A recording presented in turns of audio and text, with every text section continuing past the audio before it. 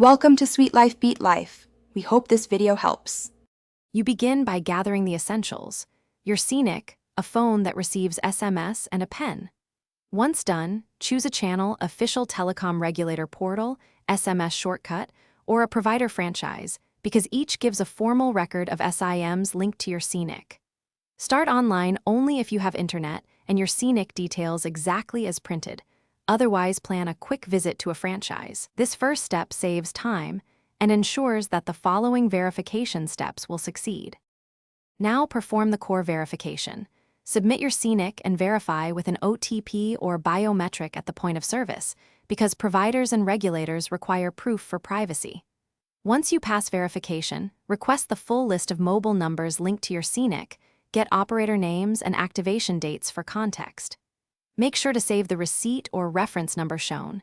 It's your audit trail. If you used a franchise, collect a printed copy. These details explain how each number got registered. Finish by acting on what you found. If you spot unfamiliar numbers, file a dispute immediately with the operator and the telecom regulator, because timely complaints enable SIM blocking and tracing. Request written confirmation of any deregistration or block. If the online or SMS verification fails, go in person to the regulator or an operator franchise with your Cnic and ID copy. That face-to-face step often resolves mismatches. Troubleshooting tip: keep the reference number handy when calling support for faster escalation. Thanks for watching. Consider subscribing if we helped you.